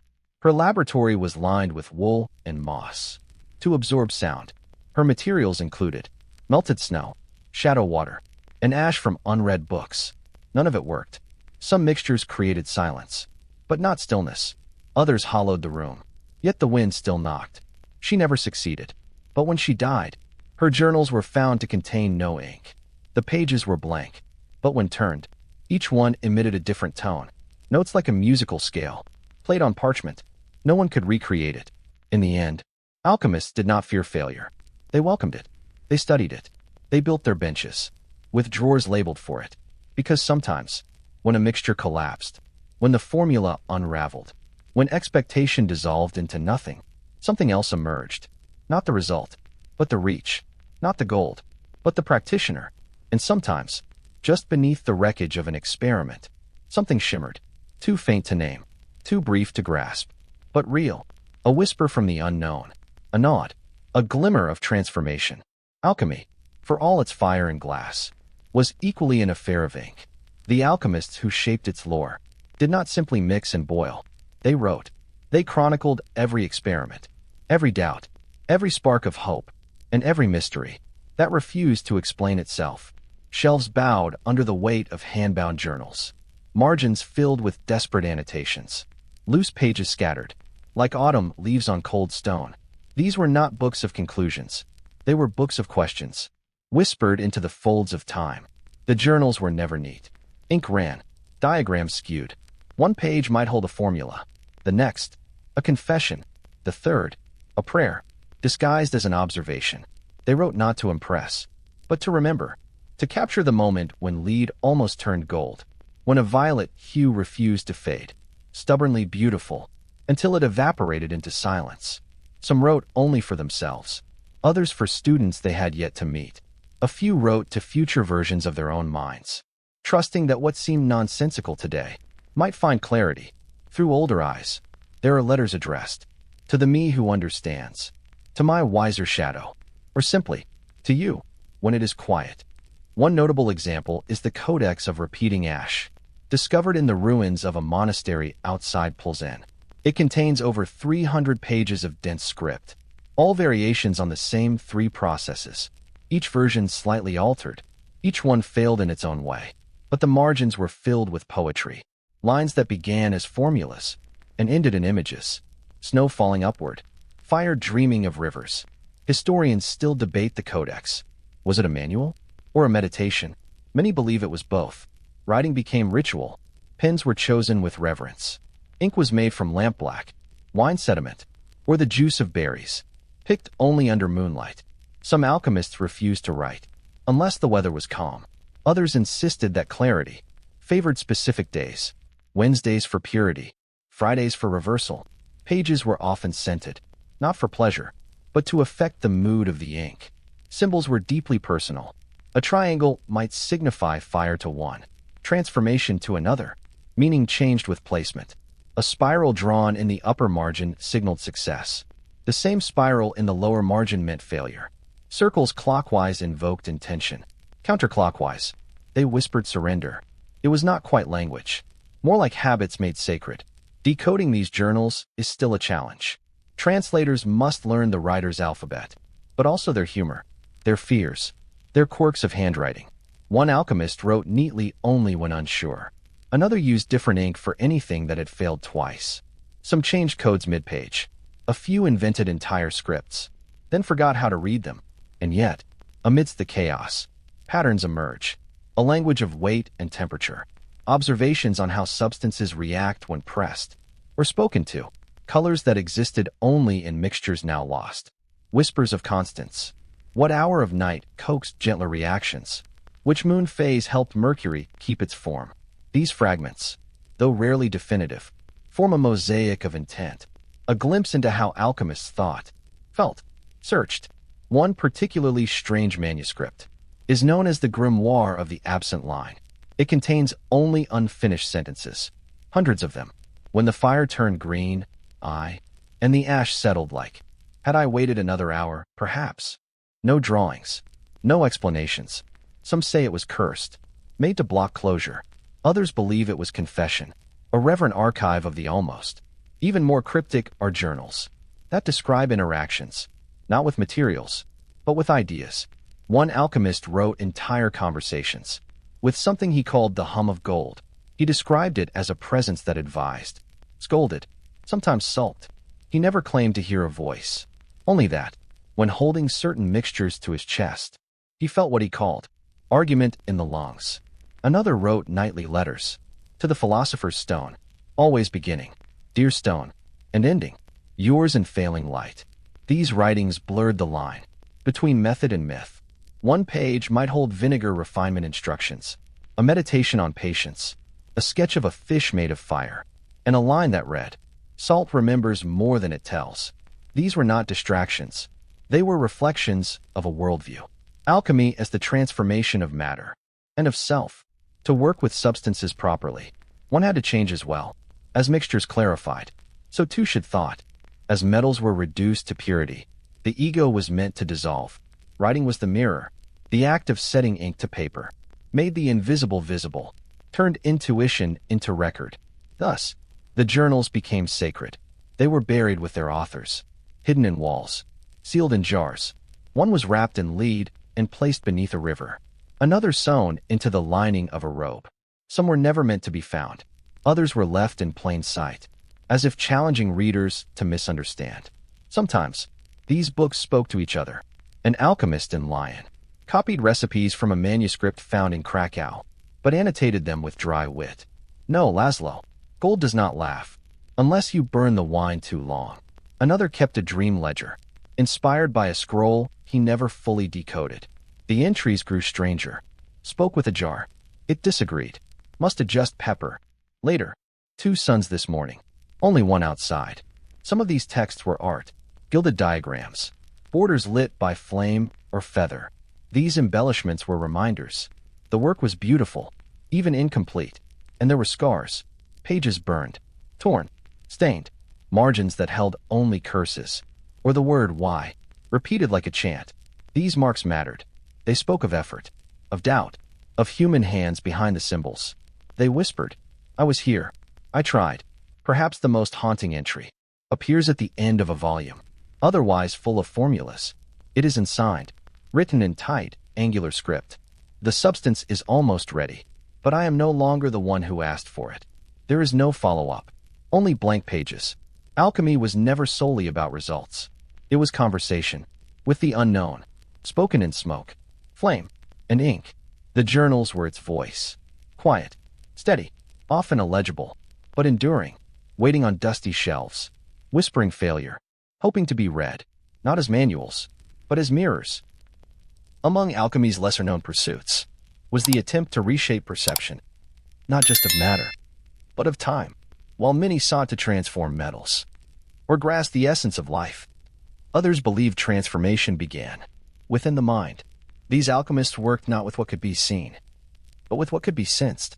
Between the ticks of seconds, they brewed tinctures to stretch moments, to compress memory, to bend attention into unfamiliar shapes. This branch of study, sometimes called chronognosis, focused not on clocks, but on the texture of time. Practitioners believed that time was a substance, distillable, storable, malleable, given the right ingredients, atmosphere, and intent. Their laboratories resembled sanctuaries more than workrooms. Dark walls, suspended bells, slow-burning incense. Experiments were not measured by weight or hue, but by what the alchemist experienced while watching wax melt. One technique, described in the treatises of lingering seconds, involved placing a copper bowl of water in sunlight, and so the alchemist would sit, gazing into the reflection in water, until it seemed to slow. Then, as prescribed, they drank a tea brewed from crushed anemone petals, steeped in rain gathered at dawn. If all was done correctly, the world would begin to soften. Objects would exhale. Thoughts would wander in slowly, like guests arriving politely rather than bursting in. Writings from this state often show loopy, uneven script, filled with strange phrases. Felt the room pause. Heard the tick before the talk. A more extreme technique focused on sleep deprivation. Alchemists allowed themselves only 2 hours of rest each day, forcing their minds into a liminal state, between alertness and surrender. They claimed insights visited them in this in-between. Essays were written on the stretch of a candle's flicker, Some described seeing figures, moving at imperceptibly slow speeds, as if the world had chosen a different rhythm, just for them. Not all methods were serene. In Regensburg, a practitioner sought to freeze intention by immersing herself in a bath of rose salt, while chanting a psalm in reverse. The process lasted 3 hours. She believed only 5 minutes had passed. Her journal ends mid-sentence. Another alchemist placed angled mirrors to create an infinite tunnel of reflection, with a clock inside. After hours of observation, he claimed the clock's ticking no longer matched the world outside. Was it illusion or success? No one knows. Chronognostic alchemists believed time was not fixed, but fluid. That grief thickened it, and joy made it flow like water. One recipe, elixir of patient hours, blended elderflower, rust, and burnt feathers. It was said to make waiting feel pleasant. Another, draft of the fifth bell, was meant to hasten tedious conversations. Drinkers described a sensation of moving forward while standing still. But there were warnings. Prolonged use might confuse sequence. Memories could arrive out of order. Feelings might precede their causes. The scroll of woven days preserved a table of emotional time, each standard hour paired with how it felt. Noon after loss, 96 minutes. Twilight during hope, 32. Rain and contentment, 57. Argument at dawn, immeasurable. These calculations were not meant to be precise. They were mirrors, tools for understanding the inner clock that no bell tower could ever chime. There were devices too. Sand that slowed under specific chance. Pendulums that reversed motion in unusual states. One curious instrument, made of bone and silver wire, was said to chime only when no one was looking. Its maker believed attention disrupted time's rhythm. To prove it, he left the room. Upon return, the chime still vibrated. No one else had heard it. Alchemists on this path were met with skepticism. Their journals read more like poetry than proof. But they believed time could be listened to, shaped, healed. They spoke of knotted hours, moments that bruised the soul through careful observation. They hoped to untangle and soothe them. This belief extended to spaces as well. Some thought places absorbed emotional time. A cellar soaked in sorrow might slow minutes for any who entered. A field filled with laughter might make time flutter past. Alchemists ventured to such sites, set their watches, and waited. Data was inconsistent. But the feeling? That was real, they insisted. One in Venice recorded a practice he called time alignment. Barefoot in river mud, quartz sphere in hand, he stood at sunset, breathing in rhythm with a metronome, carved from cedar. He did this every evening for a year. His journal offered no final conclusions. Only this: my thoughts no longer arrive in the wrong order. I meet them now where they begin. These practices did not go unnoticed. The church disapproved. Time belonged to the divine. The hourglass was sacred. To alter its flow was seen as hubris, even heresy. Some alchemists were questioned, though few were charged. Their work dismissed as eccentric, harmless, only because it seemed to lead nowhere practical. Yet others paid closer attention. Letters between noble patrons suggested curiosity. Could perception of time aid diplomacy? Interrogation? Labor control? A few alchemists were hired in secret to explore these possibilities. Their reports are lost or hidden, but one letter remains. Only the oil worked. He believed an hour had passed. It had been 10 minutes. Proceed. For most, this journey was not for advantage, but for understanding. What made a moment stretch into forever? Why did certain memories last longer than the events that birthed them? Could time be tasted, weighed, heard, sung? One manuscript, The Lament of the Unmeasured Clock, contains chants, each paired with a posture, a scent. Instructions are vague. The final line reads, "If you begin to cry, continue. Time is listening." And perhaps that was the heart of chronognostic alchemy. Not to control time, but to know it intimately, to hold time gently, whisper to it, say, "Stay just a little longer," or "Go, you've done enough." To treat minutes not as units, but as visitors. The mixtures from these experiments rarely lasted. Most evaporated. Some curdled in moonlight. A few left stains. That changed each morning. But the journals remain, filled with inward-pointing clocks, recipes that resemble prayers, and spirals drawn so slowly that the ink shifted color as it dried. Alchemy did not change time's flow, but it changed how its seekers listened. And that, perhaps, was enough. Beneath the formal studies of metal and stars, there thrived another discipline, the alchemy of language. Its practitioners rarely named it aloud. They believed words were substances, volatile, potent, transformative. Their aim was not to transmute lead to gold, but silence into meaning, confusion into clarity, using ink, breath, and voice. These were the word workers. Their laboratories were libraries. Their tools, quills, ash, dust, ink, treated lambskin that creaked when folded. Their crucibles were metaphors. They shaped names, distilled riddles, sharpened questions, until they rang like bells. When spoken aloud, some believed that if the perfect phrase were ever truly written, the world itself would pause, recognizing its reflection. For the very first time, this belief had precedent. Alchemists had long known that symbols and geometry held power. A circle drawn with intent was more than shape. It was invitation. So too were words. A phrase scribbled in a recipe margin might soothe a volatile mixture. A line whispered during a failed experiment might breathe color back into the solution. Words existed to calm, to summon, to bind, to bless. The oldest examples are found in margins. Wait gently, open with sorrow, turn before thinking, not instructions, but emotional reagents. They shaped context. Some recipes required a line to be spoken. Others demanded silence until the final drop. Bertram of Mainz, an alchemist, believed words had mass. He tested this by weighing parchment, before and after he wrote on it. The changes were subtle, barely measurable, yet undeniably present. Bertram concluded that language, when wielded with intention, applied the faintest pressure upon reality. His theory never gained wide acceptance, but his documentation was meticulous. In the margins of his notebooks, he inscribed miniature symbols, notations of weight and whisper. Others proposed that words carried temperature, that vowels could gently warm a brew, while rhythmic consonants might provoke volatility. One alchemist claimed that reciting a stanza over mercury made it shimmer in response. Another was convinced that pairing poetic meter with specific ingredients lessened bitterness in elixirs. Rhyme, he declared, is a spoon for difficult truths. Some alchemists dealt solely in language. They created charms formed entirely of text, no herbs, no minerals, only carefully folded ink. These were sewn into fabric or burned beside cooling vessels. Their lines were precise. One such charm read, "Do not become what you were before." Another, "Return only what you have taken." These linguistic sigils were used to stabilize fragile mental states or redirect unstable reactions.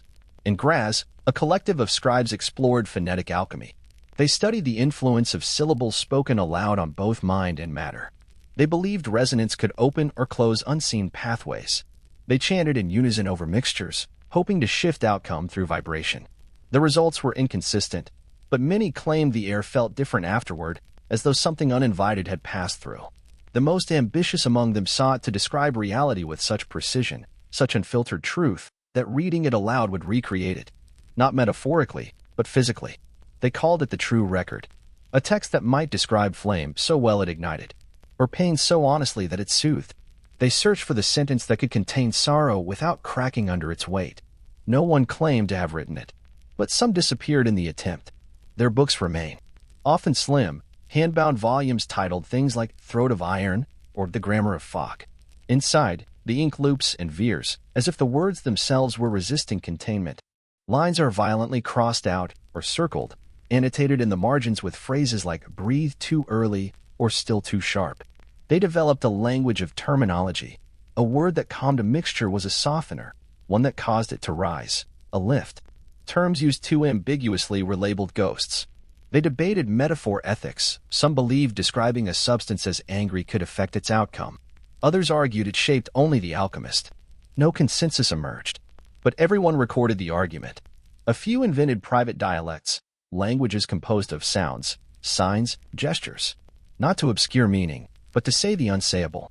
They claimed ordinary words carried too much history. Calling something a failure sealed its fate. Their languages had no term for mistake, only unfinished or awaiting shape. One such system, Thorn's script, survives in 4 partial manuscripts.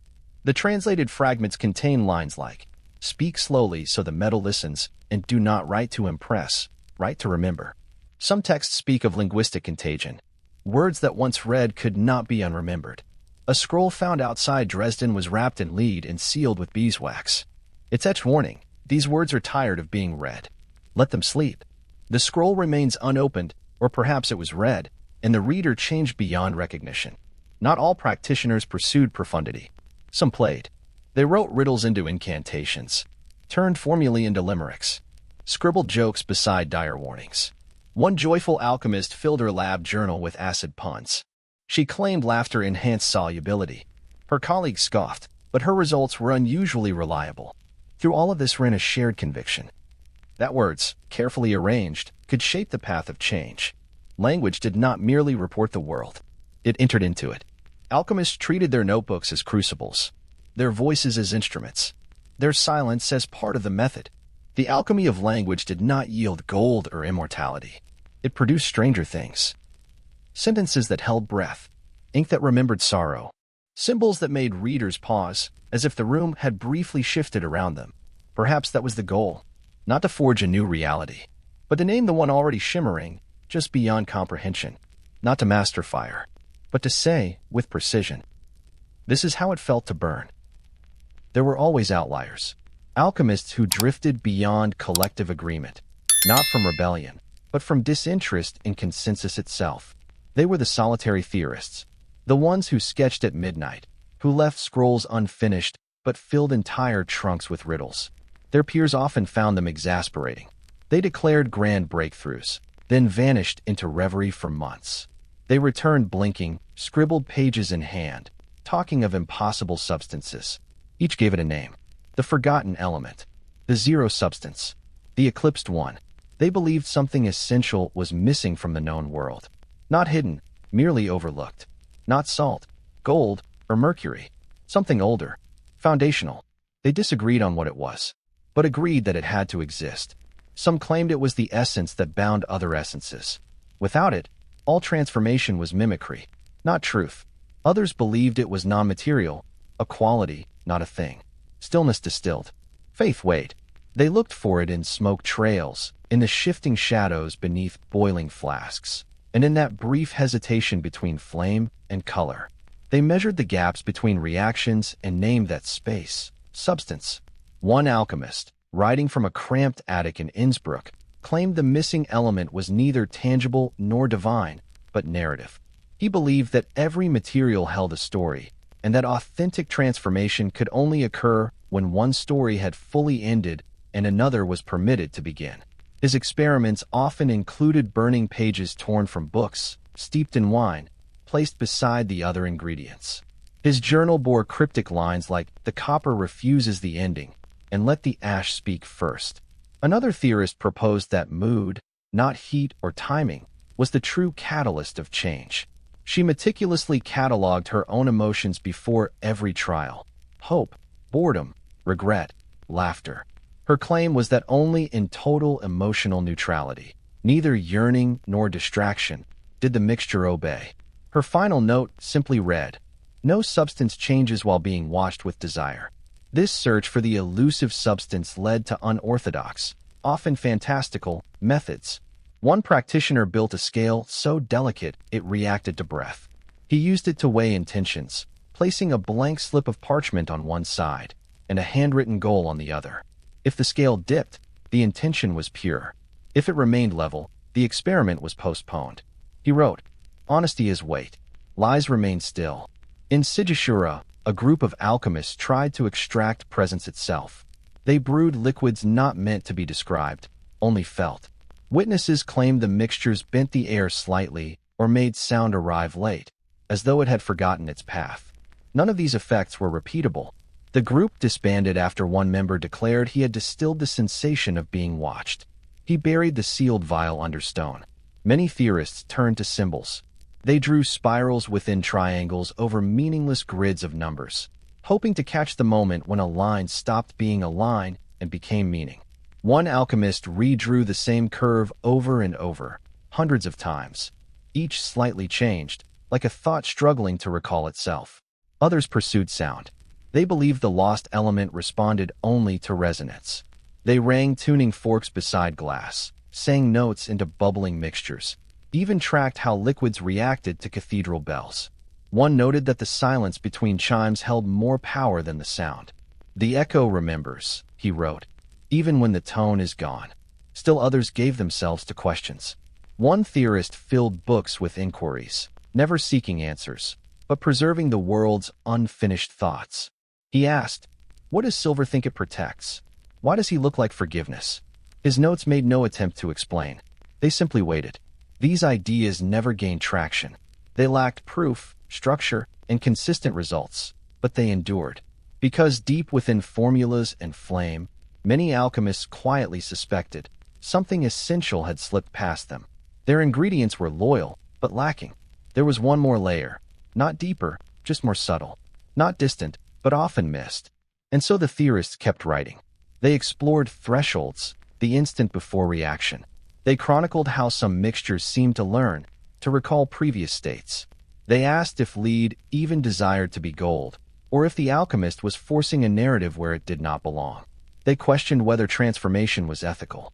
A manuscript locked in a ruined abbey holds a section titled The Ethics of Transmutation.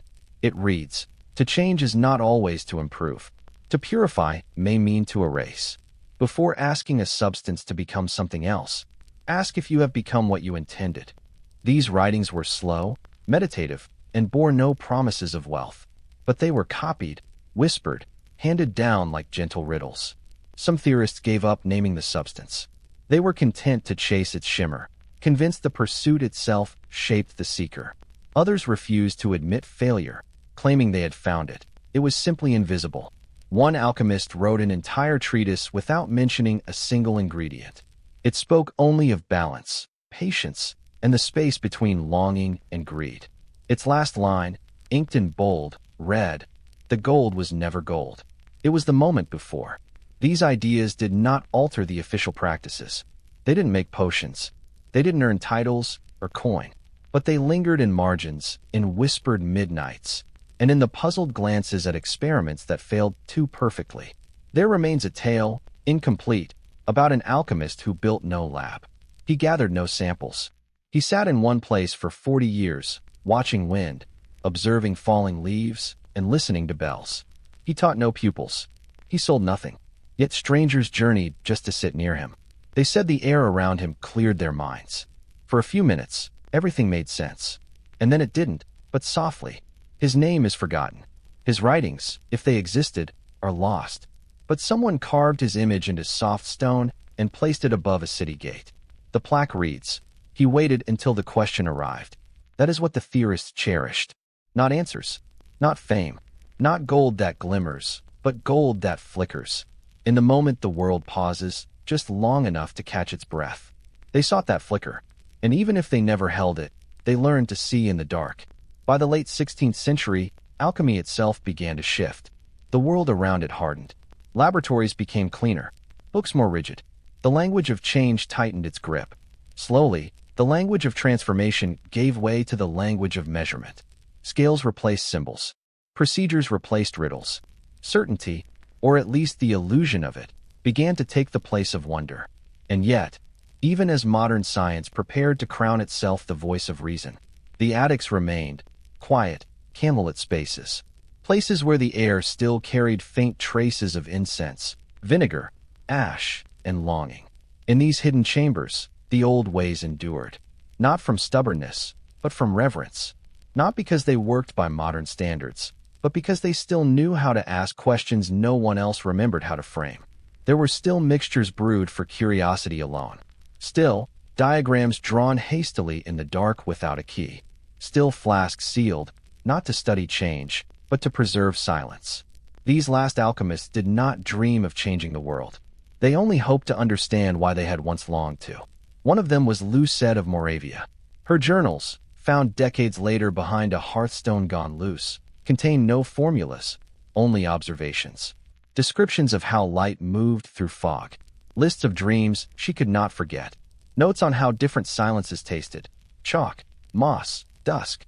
She wrote, I no longer seek the stone. I seek the moment before I ever believed I needed it.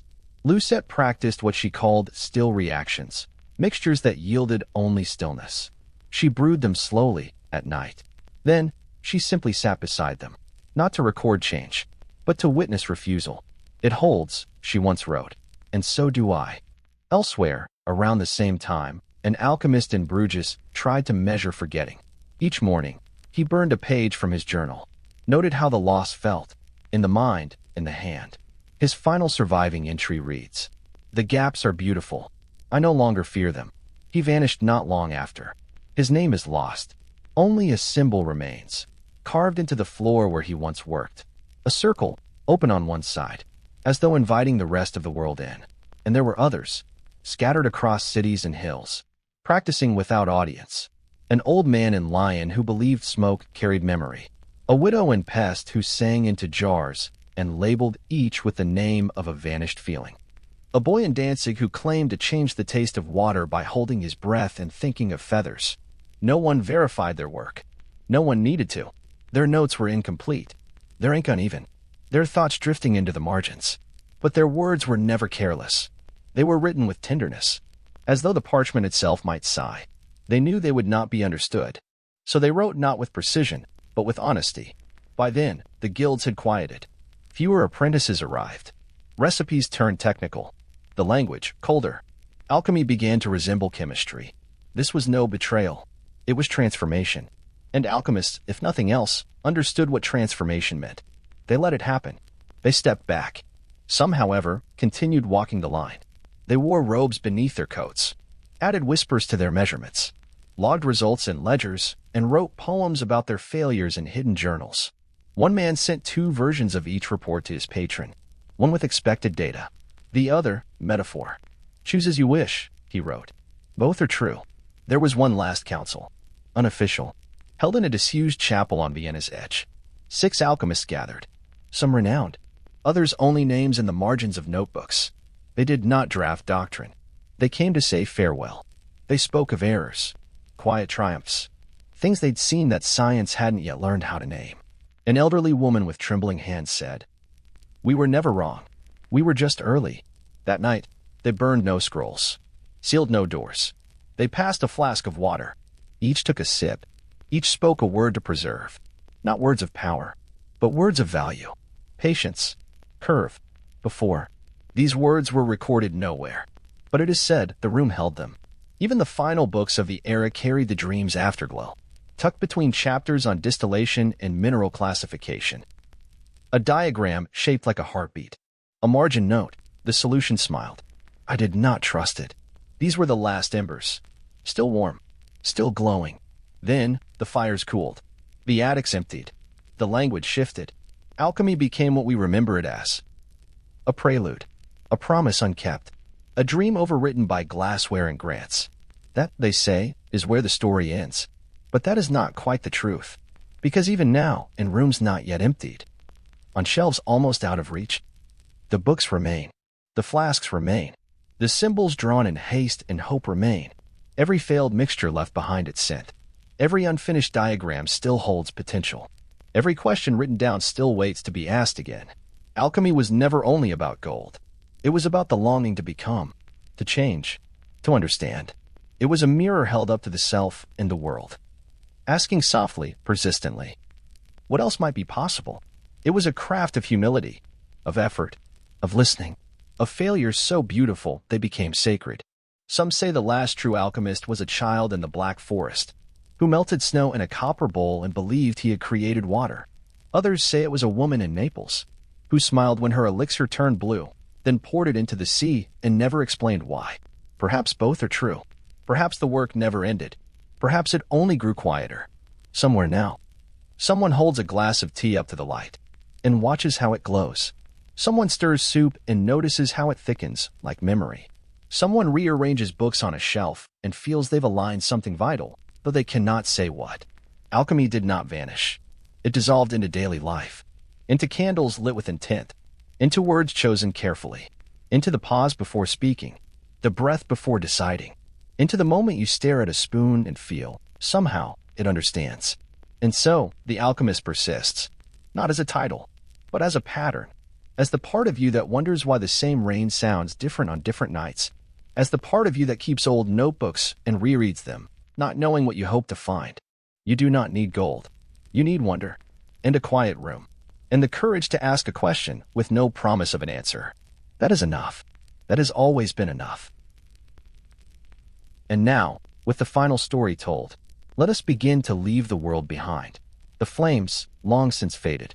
The last ember nestled in the hearth glows faintly, not enough to light the room, but just enough to remind it, softly, without insistence, that warmth once lived here.